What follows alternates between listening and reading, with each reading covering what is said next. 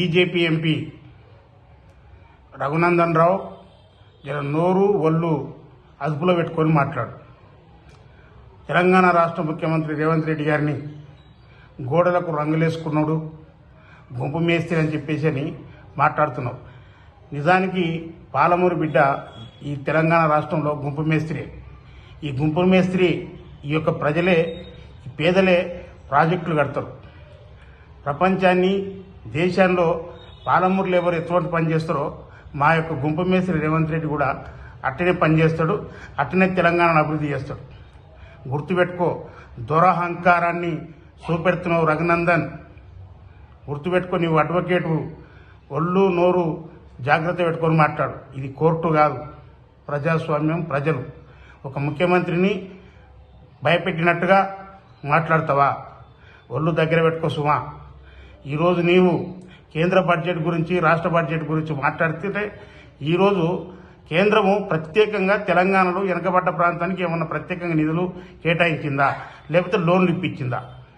అన్ని రాష్ట్రాలకు ఇచ్చినట్టుగానే అన్ని రాష్ట్రాల ప్రజలు కేంద్రం ట్యాక్స్ కట్టినట్టుగానే తెలంగాణ నుంచి కూడా ట్యాక్స్ కడతారు. కేంద్రం నుంచి వచ్చే నిధులు, ఆ ట్యాక్స్ రూపంలో వచ్చిన డబ్బులు ఇక్కడ ఖచ్చితంగా ఖర్చు అవుతాయి, ఖర్చు చేస్తారు. కానీ మీరు ప్రత్యేకంగా ఆంధ్రకు 15,000 కోట్ల రూపాయలు మేము బాకీ ఇప్పిస్తున్నామని చెప్పినట్టుగా తెలంగాణకి ఏమైనా ప్రత్యేకంగా మీరు ఇప్పిస్తున్నారా?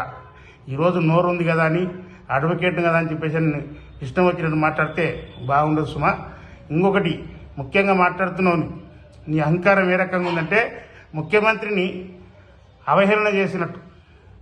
మీ బీజేపీ ఏం చేస్తుంది? రవ్వంత రెడ్డి, రేవంత్ రెడ్డి అన్నట్టయినా రవ్వంత రెడ్డి, అది నిప్పు రవ్వ. ఆ నిప్పు రవ్వ తెలంగాణలో దారుణంగా అంటుకొని బీఆర్ఎస్ పార్టీని కాల్చిపడేసింది.